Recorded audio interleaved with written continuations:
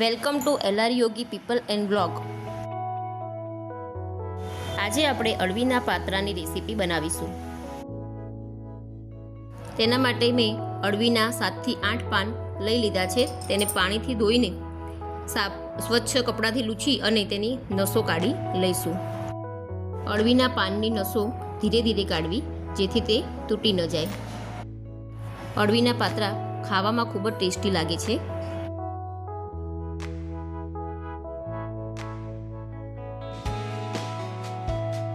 નસો કાઢ્યા બાદ દરેક પાનને આપણે એક પ્લેટમાં વ્યવસ્થિત રીતે મૂકી દઈશું.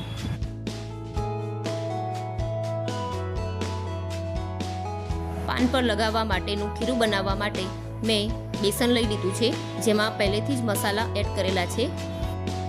હવે તેમાં 1 ચમચી જેટલી હળદર ઉમેરીશું. ત્યારબાદ તેમાં આપણે સ્વાદ અનુસાર મીઠું ઉમેરીશું. તૈયાર બેસનમાં પહેલેથી જ અંદર મસાલા નાખેલા હોય છે, તેથી આપણે બીજા અન્ય કોઈ મસાલા ઉમેરવાની જરૂર નથી. હવે તેમાં ધીરે ધીરે પાણી ઉમેરતા જઈ અને તેનું ઘટ ખીરું તૈયાર કરી લઈશું. વિસ્કરની મદદથી આપણે બધા જ લોટને ધીરે ધીરે આ રીતે મિક્સ કરી લઈશું. હવે આપણે તેમાં જરૂરિયાત મુજબ થોડું થોડું પાણી ઉમેરતા જઈશું. ખીરું આપણે બહુ પાતળું પણ નહીં અને જાડું પણ નહીં, તે રીતનું મીડિયમ ઘટ બનાવવાનું છે, જેથી આપણે પાન ઉપર સરળતાથી ખીરાને લગાવી શકીએ.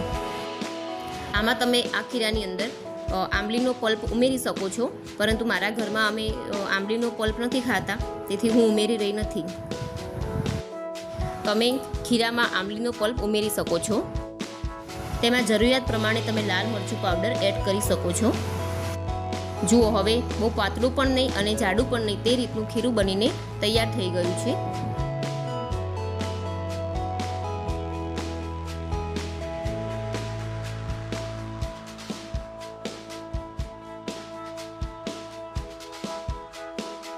હવે પાન ઉપર આપણે આ રીતે પાછળની બાજુએ ખીરું લગાવી દઈશું.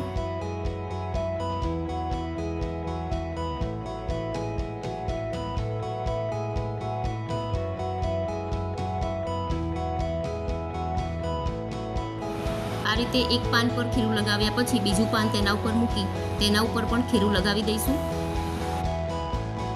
આ રીતે બધા જ પાન ઉપર આપણે ખીરું લગાવી દઈશું હળવા હાથે, અને પછી તેના રોલ બનાવી લઈશું.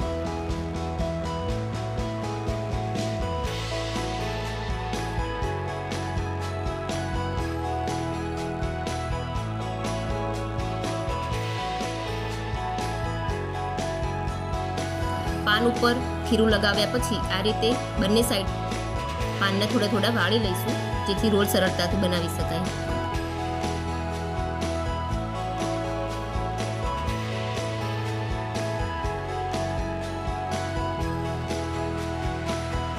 રોલને આ રીતે ગોળ વાળવાના છે, જેથી ખીરું બહાર ન નીકળી જાય.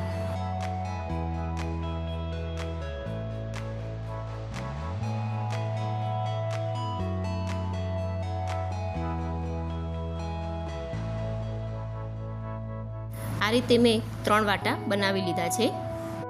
આ રીતે તૈયાર થઈ ગયેલા વાટાને આપણે ઢોકળિયાની જે કાણાવાળી પ્લેટ હોય છે તેના ઉપર મૂકી દઈશું. હવે ઢોકળિયામાં પાણી લઈશું અને તેમાં આ તૈયાર કરેલી વાટાવાળી ડીશ છે તેને બાફવા માટે આપણે મૂકી દઈશું.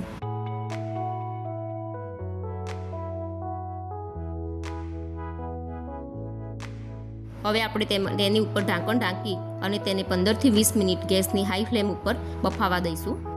15 થી 20 મિનિટ પછી ઢાંકણ ખોલીને આપણે ચાકુની મદદથી ચેક કરી લઈશું કે વાટા બફાઈ ગયા છે કે નહીં. બધા જ વાટા હવે સરસ રીતે બફાઈને તૈયાર થઈ ગયા છે.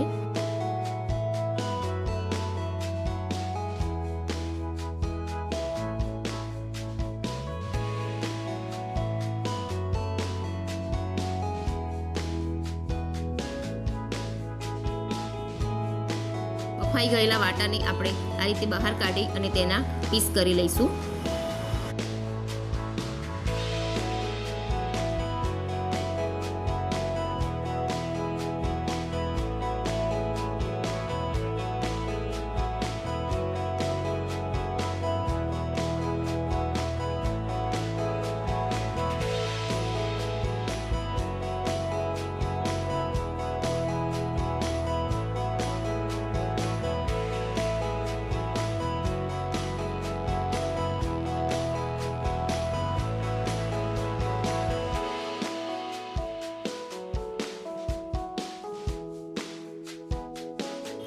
આ રીતે આપણે બધા જ વાટાના પીસ કરી લઈશું.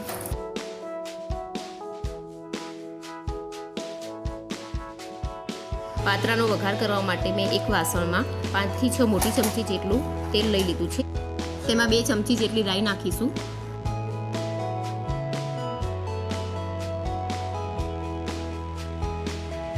રાઈ ફૂટી જાય એટલે આપણે તેમાં 5 થી 6 મીઠા લીમડાના પાન નાખીશું. હવે આપણે તેમાં થોડા તલ નાખીશું. તલ ફૂટી જાય એટલે આપણે તેમાં 2 મોટી ચમચી જેટલી ખાંડ નાખીશું.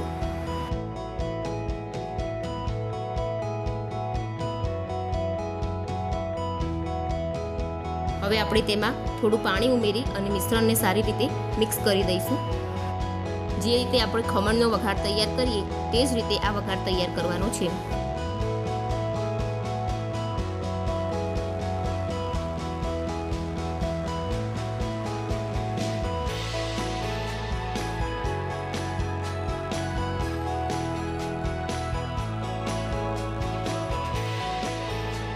વઘાર સારી રીતે તૈયાર થઈ જાય એટલે આપણે તેમાં પાત્રા ઉમેરી દઈશું.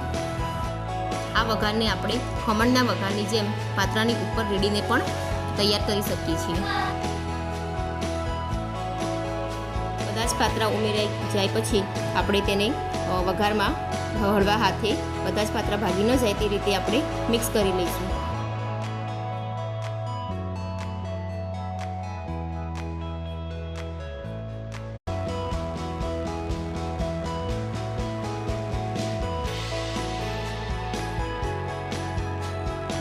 હવે અળવીના પાત્રા એકદમ સરસ રીતે બનીને તૈયાર થઈ ગયા છે.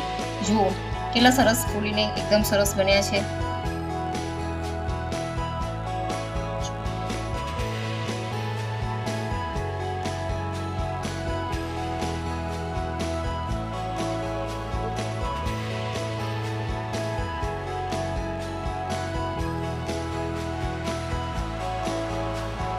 જો અમારી આજની આ રેસીપી ગમી હોય તો અમારી ચેનલને લાઈક કરો, શેર કરો, સબસ્ક્રાઈબ કરો. Thank you.